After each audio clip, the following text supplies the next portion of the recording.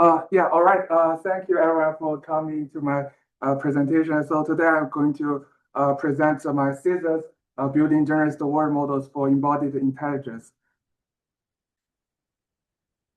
So the research in my PhD is largely driven by the scope of building embodied intelligence. So it can be in multiple types. So it can be autonomous vehicles, it can be a game agent, it can also be robots. So where we are now, I think this wave of embodied AI is largely empowered by a bunch of brilliant methods. So we have models that can scale well with the data, for example, the diffusion policy and the VLA models. And also the data is scaling. So we are building data pyramids that are ranging from high quality teleoperation data to diverse egocentric videos.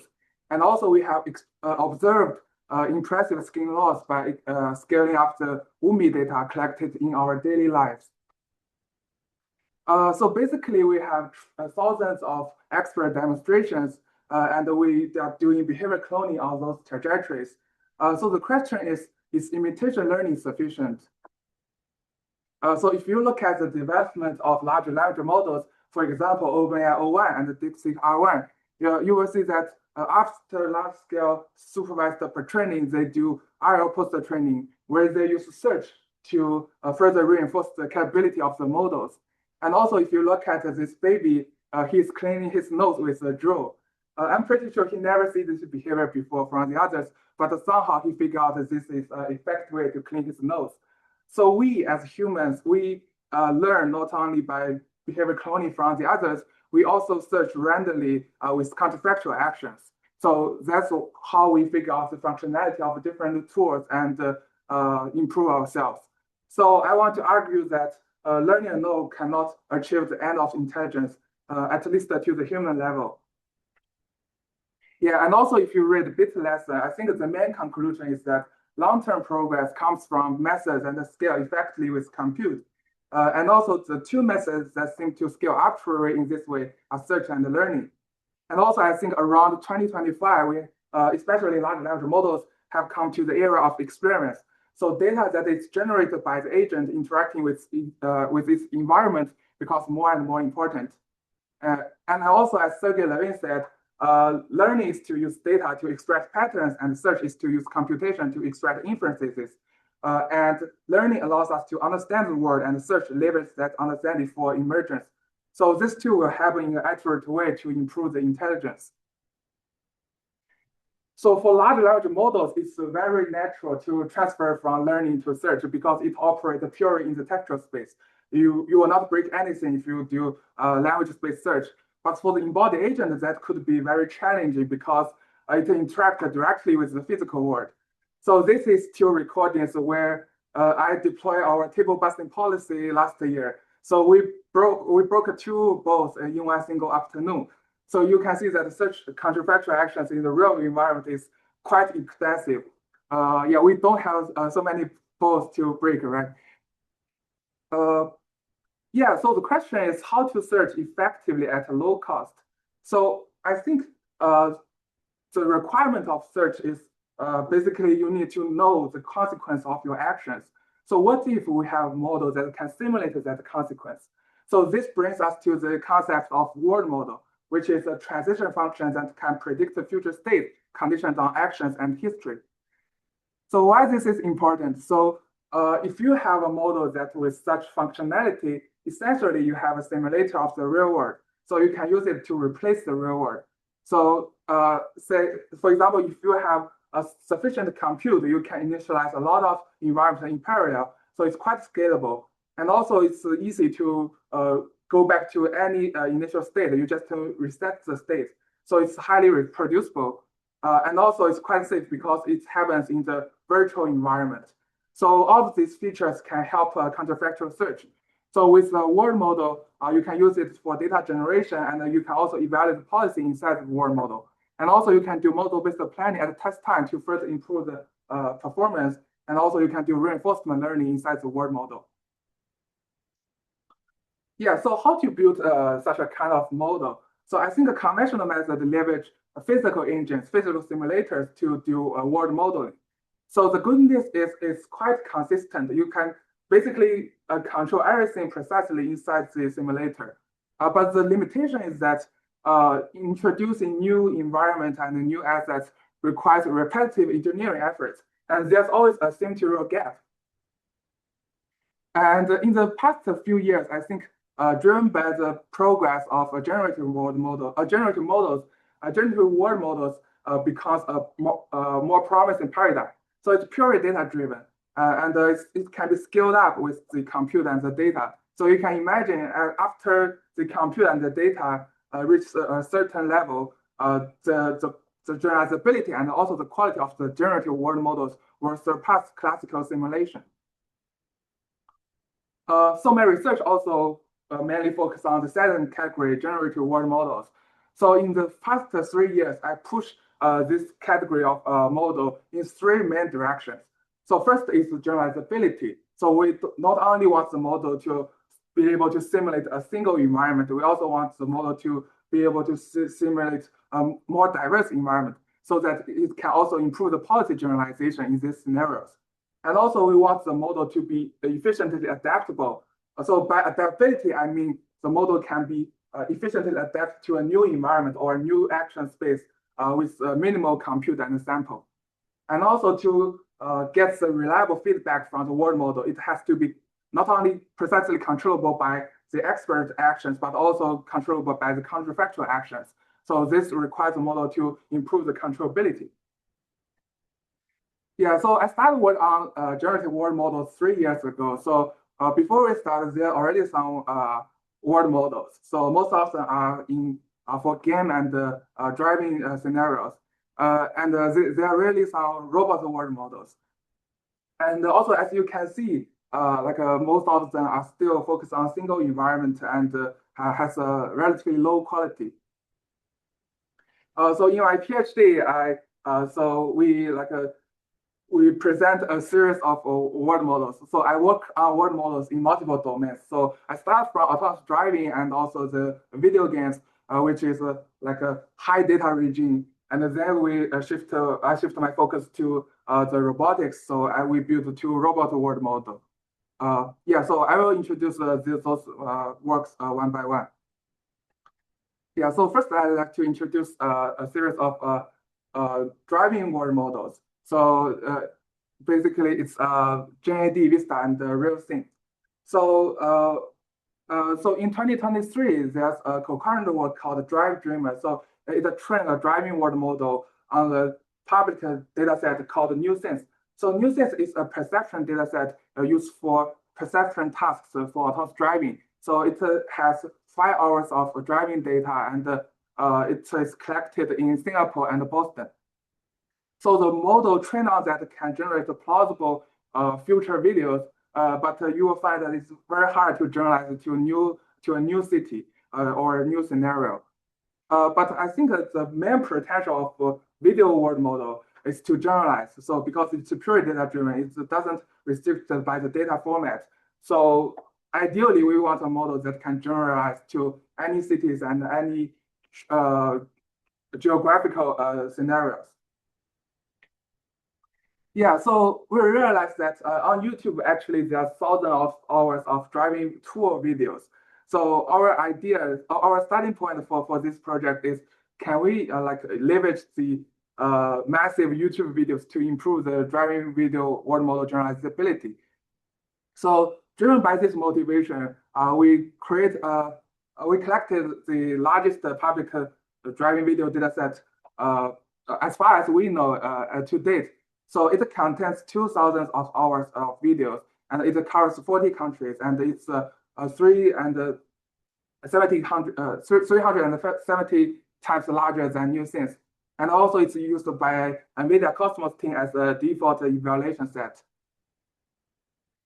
Yeah, but this part is not so easy. So because for the YouTubers, they don't know their uploaded videos will be used for research. So they have a lot of advertisement and transitions. Very cool, but very harmful for the research. So we propose automated data annotation and curation pipeline. So basically, we select some high quality videos, and we use the state-of-the-art VLM at that time, which is Blip 2, to annotate the keyframes with context and information. So we have some context prompt for each keyframe, and we can, based on this prompt, we can select keywords and filter the bad keywords so that we can discard a lot of noisy data. So after this filtering, we obtained a relatively high quality subset. And then we train a video classifier that can annotate the commands of each short video clip. So it's like a turn right, turn left, and go straight. So it basically classifies the category the ego vehicle is doing. So we can also use this category to sample the data during training. Yeah, so now we have like a massive video data set, and then we want to build a world model that can be controlled by actions and predict the futures as the consequence of that action. So at that time, there's still no mature video diffusion model. So image diffusion is already very, very popular. So we start from an image diffusion model called XDXL. So it's a text-to-image model, and we have two training stages. So in the first training stage, we transfer the general purpose SDXL to the driving specific domain. And then we add temporal reasoning layers to model the temporal correlations and make the model be able to predict the future condition of the history. Yeah, so this is like an overview of what we can do with that model. So the resulting model can condition on the previous two frames, which covers 1 second history, and predict the future 3 history with the action trajectory conditions. Yeah, so the model shows some generalizability to new scenarios, but it's still quite low in quality, and also the frequency is quite low. We only predict 2 Hz videos, so it receives 2 frames and predicts 6 frames. Yeah, but that's not what we want for a high quality driving video world model. So following this work, we further present Vista. So we further push on the high fidelity generalized prediction and the long horizon route. So different to the previous model, this model can be autoregressively controlled. So after generate a future video clip, you can continuously keep controlling the egocentric video, and it can keep roll out the futures. So you can generate a long horizon future by keep interacting with the model. Yeah, I want to note that this is still before the age of Sora. So at that time, most people are mainly focused on videos generation like 3 to 4 seconds. So if you naively adopt those methods and let it to generate long horizon videos, if you look at the bottom sequence, it will the quality will quickly degrade. Yeah, and so to address this issue, we just use some context frames predicted last time as dynamic price for the next prediction. So by injecting those context frames as dynamic price, we can let the model be aware of the motion and the velocity of the previous generation, and it can extend it to the future in a more natural and smoother way. Yeah, so that's how we do long horizon generation. And also, our model supports multimodal action control. So autonomous driving is a very complex system. So we have a hierarchical planning pipeline. So sometimes people want to search the high-level commands, and sometimes people want the model to execute the trajectory, and maybe also the steering angle and the speed. So we propose a unified method to inject all kinds of action signals to control the model. So we propose 2 training phases. So in the first training phase, the model is trained in an action-free manner. So it receives the video and predicts the future video. And in the second stage, we obtain the action labels from the new sense dataset, the multimodal action labels, and we inject it into the model in a unified way and fine-tune the model using LoRa. So the resulting model can be controlled by multimodal actions independently. So for example, you can control the ego vehicle with steering angles and speed, and also the trajectory and also the command like a stop, go ahead. Yeah, and also you can click on the front view image and go to a goal point. Yeah, so I will skip the quantitative results. So these are the performance we can achieve at that time.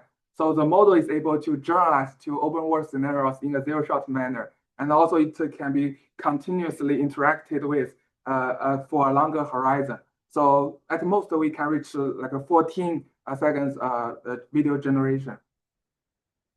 And also the model has strong controllability in the novel scenarios.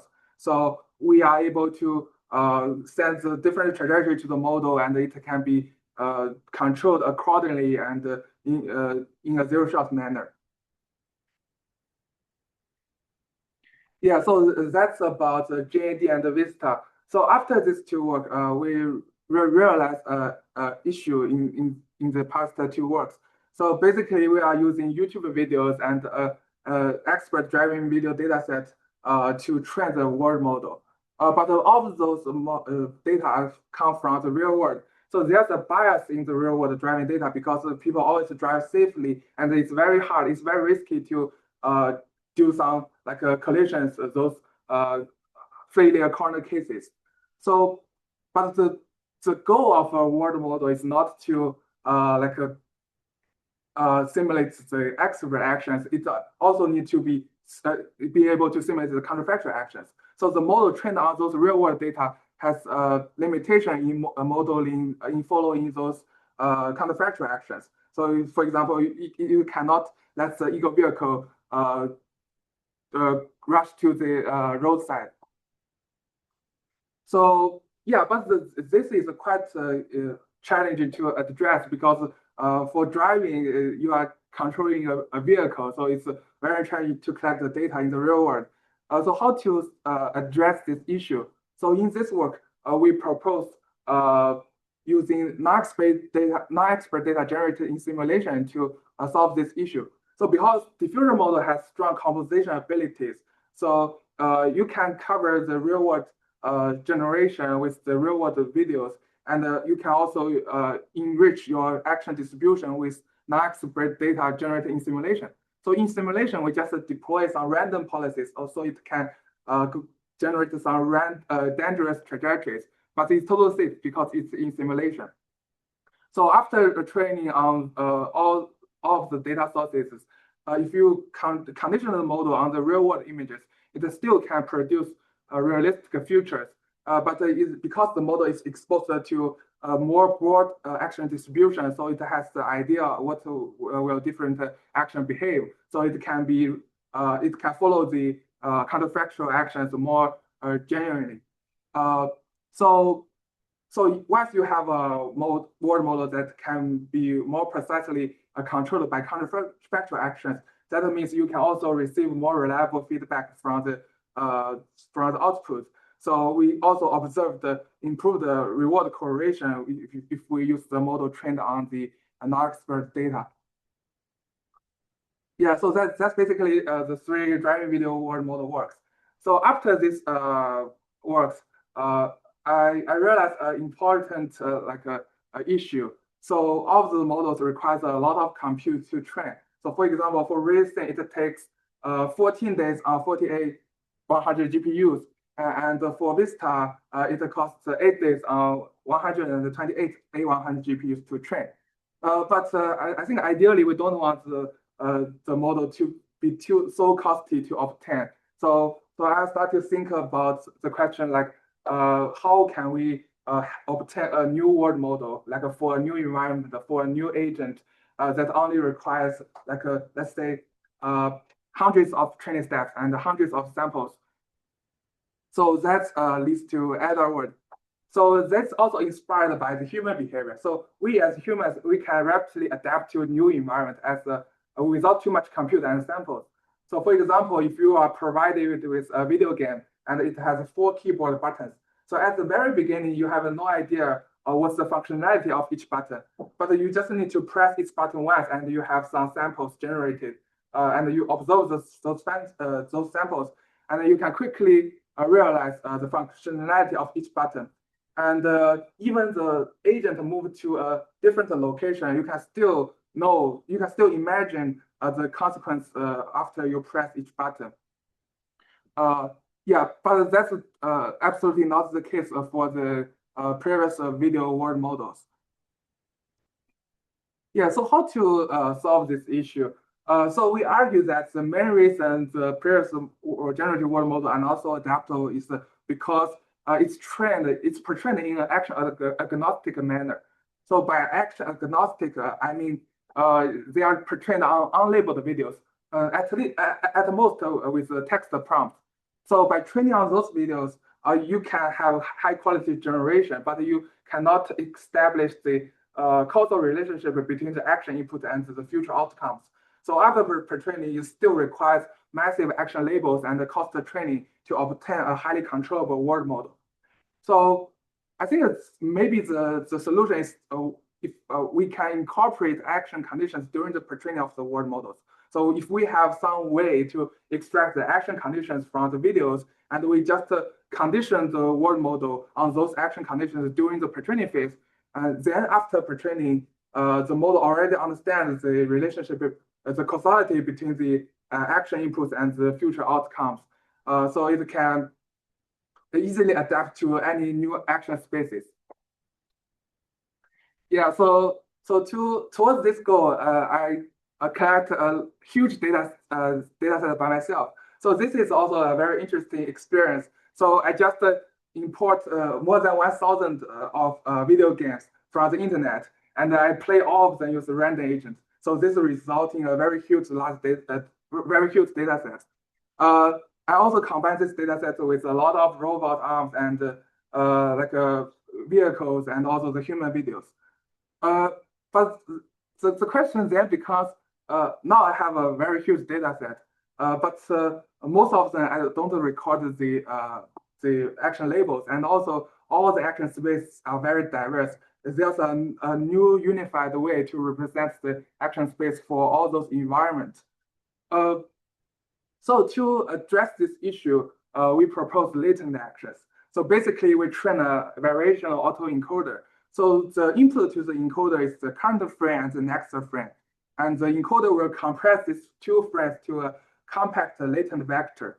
And the compact latent vector will be then sent to the decoder together with the first frame. And the overall training objective of the whole model is to predict the next frame as precise as possible. And because the latent vector is quite compact, so to predict the next frame precisely, the model has to compress the most critical information from that causes the transition from the previous frame to the next frame. So we visualize. So below we visualize the information that the latent action conveys. So so on the right side, so basically we have the latent action encoder trained, and we use that encoder to extract frame by frame latent actions from the left side video. And we start from a totally different image, and we execute that actions in an autoregressive way and visualize it through decoder. So you can see that even right side and the left side are very different scenarios. So the embodiment is even at a different location, or it's a totally new object. So the action is still compressed by the latent action, and it's decoupled from the context. So that means the latent action mainly conveys the action information from the unlabeled videos. So that means we have a scalable way to extract the action information from unlabeled video dataset. Yeah, so then we just label all the videos with latent actions, and we pre-train a model with latent action conditions. So after pre-training, it becomes a highly adaptable world model. So what does that mean? So after pre-training, we have a latent action conditions, and the whole network is highly controllable by the latent action interface. So if you want to adapt the model to a new environment, let's say maybe a discrete game, or maybe like a robot arm, robot dog, or autonomous driving vehicles. So you just need to learn a mapping from the target action space to the latent action space.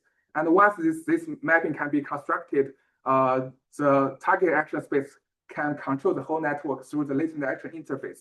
So because the whole network is already readily controllable by the latent actions, so this fine-tuning can be quite efficient. So for example, on Minecraft, so we never see this game before, but we just need to collect 100 frames, and compared to the action agnostic baseline, we just need to do 200 training steps to achieve high controllability.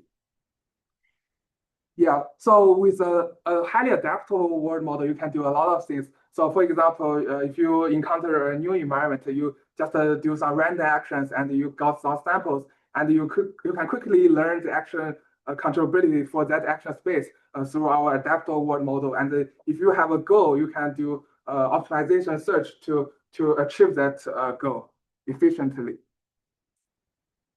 Yeah. Okay, so in other words, we mainly use latent actions as a condition for the model, but it can also be used as a prediction target for planning. So we also apply latent actions to VLA models, and which is UniVLA and Go1. So we found that the latent action can consistently improve the planning performance and greatly reduce the pre-training compute. Okay, so that's my work on on adaptable world models. So far I have been working on the driving world models and also the game world models mostly. So both of them are high data rating, which means you can obtain almost infinite data to create action video pairs, and you can train highly generalizable and controllable world model. But then I shift my focus to robotics because it's a much more challenging domain. And we present the Dream Dojo and the Dream Zero. Yeah. So to begin, I'd like to introduce the motivation. So as we previously mentioned, a world model is a transition function that condition on the previous state and the action and predict the future state. But the action here can be multimodal. So usually it's used as a trajectory, but it can also be language. Also from my perspective, in the future, a generalist robot system requires a hierarchical world modeling framework to act robustly in any new environment. So for example, let's say we send a global instruction to a robot. So if like tidy a room, and in the first step, we need to decompose that global instruction to a step-by-step high-level plans. And this is also often represented by text instructions. And those language will be sent to a high-level action condition world model that receives the language conditions and predicts its future. And you can do search and selection, use that model, and you can determine the what's the best step to do. And after you determine the current subtask, you can sample some trajectories, and those trajectories will send to a low-level action condition world model, and you can do another round of search and optimization, and you can execute the best action in the real world. Yeah. So towards this hierarchical system, we presented two works. So I will introduce Dream Dojo first. So the background is that around 2025, we have seen some impressive world models like Genie 3 from Google DeepMind and Gaia 3 from Wave. So both of models are trained on massive available training data. So it can generalize and it's highly controllable across diverse scenarios. But you'll find that especially like the Genie 3, it's controlled by the discrete keyboard input. So it's a quite low dimensional action space. And also for autonomous driving, the main purpose is to avoid collisions. So it's quite limited in contact modeling. So you don't need to model on any contact. Yeah, but for robotics, the situation is quite different. So I think as we know, the robot has a data scarcity issue because the hardware is not converged so far, and it's very costly to collect the data. So existing robot world models is only trained on limited environments and tasks. So as a result, they they are only mainly used for single task and single environments. So they are not generalizable to diverse objects and scenes and also actions. So the question for us is how to close this gap. Yeah, so I think the most straightforward way of following the previous method is just you collect more and more teleoperation data. Yeah, but I think it's impractical because it's very costly to collect the teleoperation robot data. But on the other hand, we realize that if we want to significantly expand the coverage of the data, human experience is the only source that can reach the scale of the humanity. So towards this goal, we collect a large-scale data set named the Dream Dojo. So it covers 44K hours of human egocentric video data. So compared to the largest public robot data set so far, it's more than 100. It's almost 100 times more skills and 2,000 times more themes. Yeah, so it's very diverse in this scenario coverage and also the task coverage. Yeah, so based on this data set, we propose a 3-stage training pipeline to build a generalist world model. So in the first stage, we pre-train from human videos to acquire strong generalizability to diverse scenarios and tasks. And in the second stage, we can use some in-domain robot data set and do small-scale poster training to adapt the pre-trained model to the target action space while preserve the generalizability. And we also have a third stage that do autoregressive distillation to further improve the interactivity and also the efficiency. So after 3-stage training, our model can be used for multiple applications. So first, it can generalize to a lot of unseen environments. And also you can, I think the most interesting thing for this project is you can live teleoperate the robot inside the world model. And also you can use it for policy evaluation, and also you can do model-based planning at the test time to improve the performance of the policy. Yeah, so I will introduce each stage one by one. As we introduced, the world model needs to predict the consequence of the actions. So we found that if we only pre-train the model on like action-free videos, it's very hard to learn high action controllability even after poster training. So how to obtain action labels at a scale? Because the first batch of human videos we got is don't have high quality action labels. Yeah, so to be honest, I think this project is like a scale-up version of AdaWord. So I still use latent actions as unified labels for all human videos. But we focus on a different aspect. So for this project, we found that if we portray the model with latent action conditions, it can also improve the generalizability and it can preserve well after poster training. Yeah, and so after pre-training, the model is readily controllable by the latent actions and how to adapt that model to arbitrary embodiment. So this is also quite simple. So we just, so now we have a latent action NLP. So we just need to reset the first layer to match the target action space. So we just flatten the action sequence from the target robot and calculate the dimension and send that to the action NLP. So because the whole network, the whole future prediction is already highly controllable by the latent action interface, so you just need to match the target action space to that interface. So this post-training can be done in an in-domain data set. So it can be small scale and it can be very efficient and it can still preserve the strong generalizability to new tasks and new environments. Yeah, so yeah, I will also skip the quantitative results. So here are some visualizations. So on the left side is the ground truth video. Oh, I want to note that our post-trained data set is quite in domain. So it's only like a pick and place data set. And the object it have is like only like fruits and some plates. So it's not, it doesn't cover a very diverse object in our daily lives. So without human data pre-training with latent action conditions, it can hardly model the some novel object like a piece of paper and maybe the plants. So But with human pre-training with latent actions, it can model the physics of those interactions much better. So because those objects, those interactions may be covered in our pre-training data set. Yeah, and also the model can be generalized to novel scenarios. So this is also a very fun part. So we just have a lot of images, and we edit all the images with Nano Banana to create a lot of novel scenarios to indoor and outdoor. And we just sending control signals to the model, and we found that the model can still simulate those actions in a realistic manner.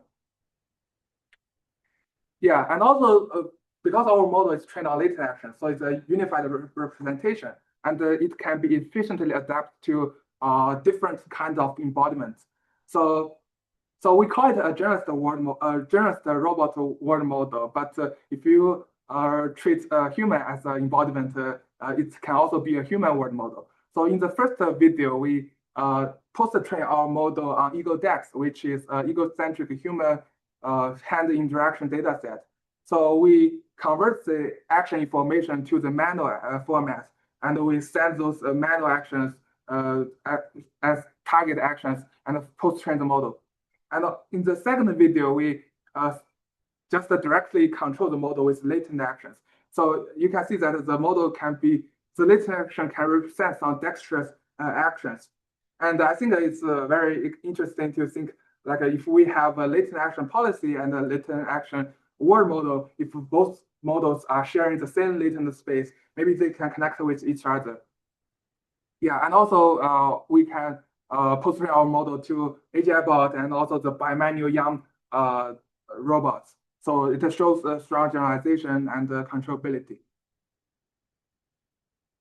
Yeah, so far our model can reach strong generalization and adapt to the target action space efficiently. But it's still not perfect. So it requires 45 denoising, certified denoising steps to generate each video. And also it's trunk-wise prediction. So it predicts, it condition on a single frame and generate a fixed number of future frames autoregressively. So it's not so good in interactivity because to obtain the first frame in the trunk, you have to wait the full trunk being denoised. So and also it's a condition on a single frame. So that means it has a minimal context awareness. So for example, if an object is occluded by some foreground, and if the condition frame happens to be that frame, then there's no way to recover the object from the occlusion.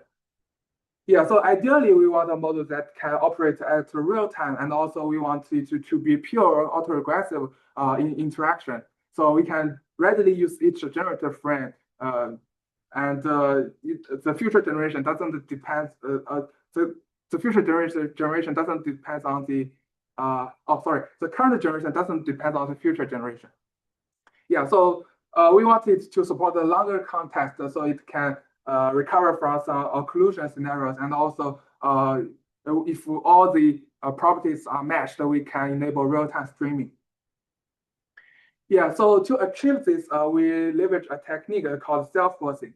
So basically, we distill the teacher to a causal student while a one-up stage and a distribution matching. So after distribution matching, the model can use a causal mask, causal attention mask, and it can generate the videos in a much fewer denoising steps. And also, I think the key idea of self-forcing is during training, the model is conditioned on its own output. So we generate the context by the model its own, and we predict the future, and then we supervise the future. So this will mimic the inference process. So that means the model can learn how to recover from its own artifacts. So that greatly reduces the train test gap, and can mitigate the long-term drifting issue. Yeah, so let's compare the teacher model and the student model. So the resulting model can do 10 FPS real-time generation, and it can also generate the futures autoregressively. And also it naturally supports multi-frame context.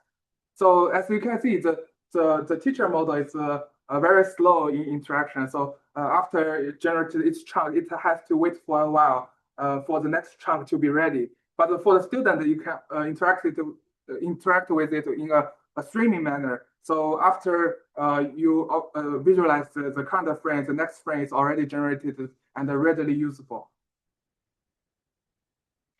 Yeah, so with after distillation, we can do some interesting usages. So I think the most interesting one is the live Taylor operation. So we just connect the Taylor operation devices to the computer, and we run the world model inside the computer. And you can directly control the robot inside the world model.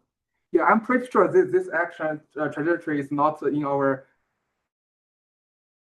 training data set because it's doing some meaningless motions, but still the model can generate in real time and also follow the actions genuinely.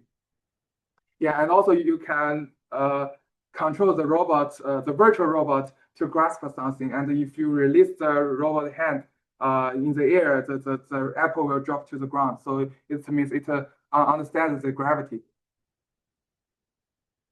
Yeah, and also, yeah, there's also some typical usages of generative world model. So if you have a world model, you can replace the real world with the world model, and you can do pulse evaluation inside it. So you can see the success rate inside Dream Dojo has a strong correlation with the success rate in the real world.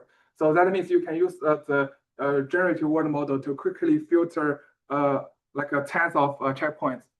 And also, you can use the model because the model lets you know the consequence of your actions without really executing in the real world. So you can also do model-based planning. So I think a straightforward way to do model-based planning is you just ensemble a bunch of checkpoints. So each checkpoint will propose a different trajectory.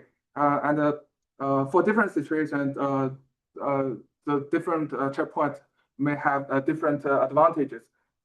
So, but without a world model, you have no way to judge the quality of each action. But if you have a world model, you can simulate the consequence of that actions, and you can use a reward model to rate those trajectories, and you can select the best one for execution. So you can see with the help of the Dream Dojo, we can achieve much better performance compared to the best checkpoint. Yeah, so that's about Dream Dojo. And I'd also like to quickly go through the another work we made, which is called Dream Zero. So I think last year, the most robot policies is mainly based on VLA models. So VLA is based on VLM, and VLM is based on LLM. So basically, they are language centric. But the language is so semantic language is still very far from the physical actions.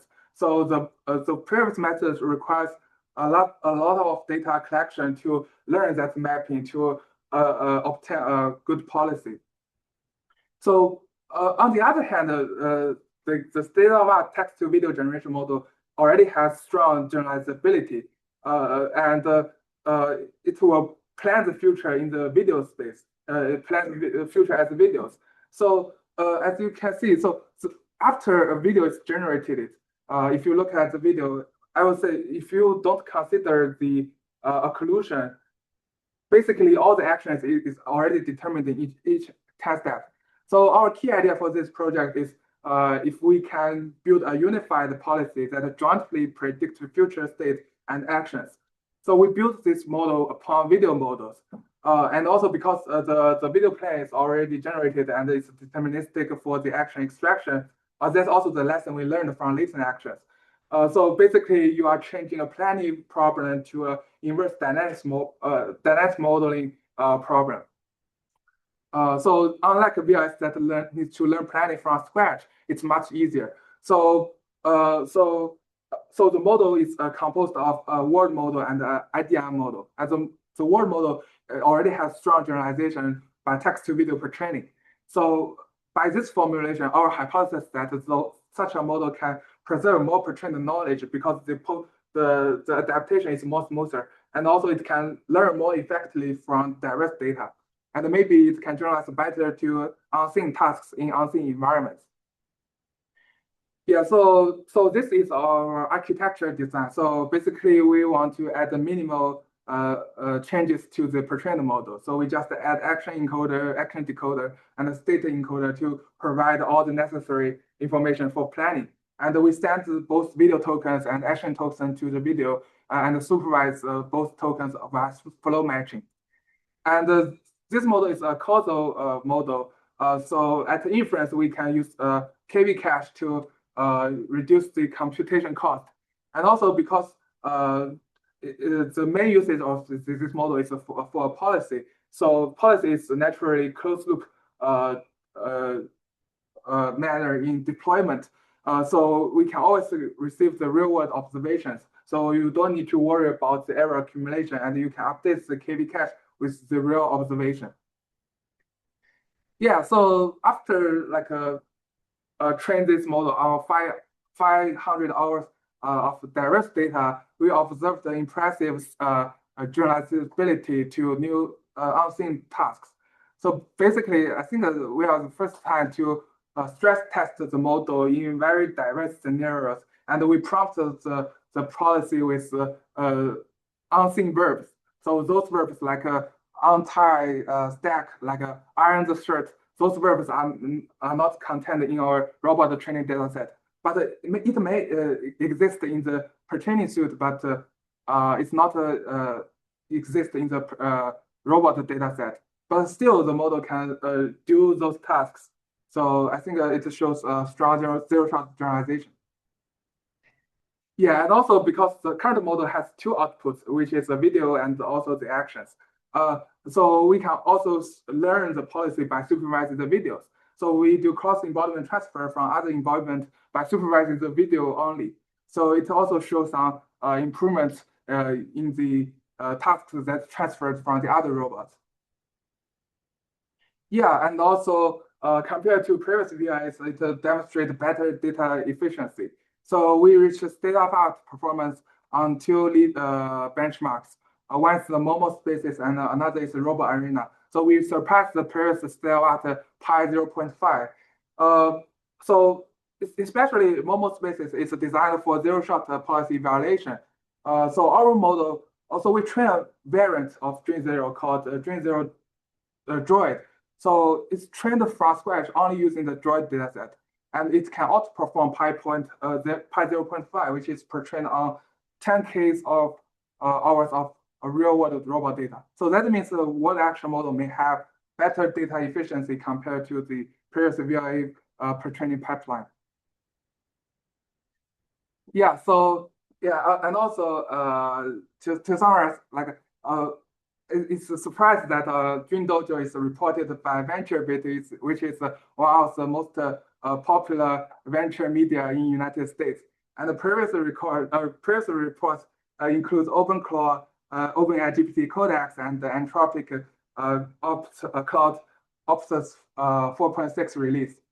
And also both Dream Zero and Dream Dojo is appeared on the GTC keynote this year and featured by Jason.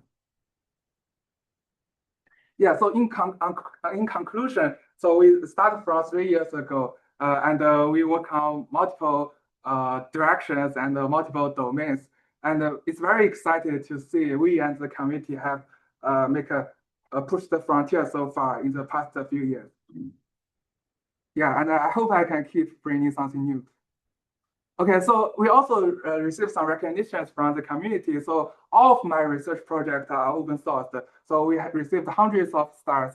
And in my PhD period, I got 2,300 citations, and most of them come from my first and co-first author papers. Yeah, so in the future, I think the next step is to build a functionally complete world simulator. So the current Dream Dojo is conditioned on the action of all actions and the observations and the proprioception, and it only predicts future observations. But I think ideally we want the world simulator like a functionally complete as a simulator, or maybe even the real world. So the model should receive and predict all information that are necessary for decision making. So for observation, like we want the model to be able to predict the multi-view and the multimodal future to align with the modern VLA or word action models. So maybe like besides the RGB pixels, we should also predict the tactile information and also the depth information. And also the model should predict proprioception as well, so that the policy can condition on that for closed loop rollout. And also maybe the model can also predict state and reward simultaneously. So we don't need the resort to an external model to get the feedback. Yeah, and also hopefully the model can operate in real time and can simulate some long horizon tasks. Yeah, so we are enabling those features gradually, and yeah, let's wait and see. Yeah, and also in the long term, I think there will be three key components in the end. So one is we have a intelligent agent, and another is we have a robot policy, a generalist policy. And the third component is action conditional world model. So with these three components, we can enable autonomous large-scale self-improvement loop. So if the agent looks at some scenarios, it can propose some achievable tasks in the format of task instructions, and those instructions will send to the policy, and the policy will propose some actions, and those actions will be executed in the action conditional world model. So because if we have action conditional world model, then the whole loop will only happen in the virtual world, so it can surpass the physical limit and keep improving itself. So the world model will do a step forward and go to the next state, and the intelligent agent can further propose some task proposals. And also the future outcome simulated by the world model can be evaluated by the intelligent agent, and this can be used to improve the policy. Yeah, so here I'd like to rebuttal to a typical concept that I heard from even from some top researchers. Yeah, so I think that people usually confuse these two questions. So one question is, does a perfect world model require massive data to learn? So a world model, so in its definition, it's designed to simulate all kinds of actions. So I think that the answer probably is yes. So we need to collect the data that can cover all the action distribution space. But on the other hand, to close this loop, to improve the policy autonomously and to achieve generalist robot policy, we actually don't need that more data, way more data than policy learning. So the reason is that, so now this loop is hard to close because the policy is still like quite bad in novel situations. So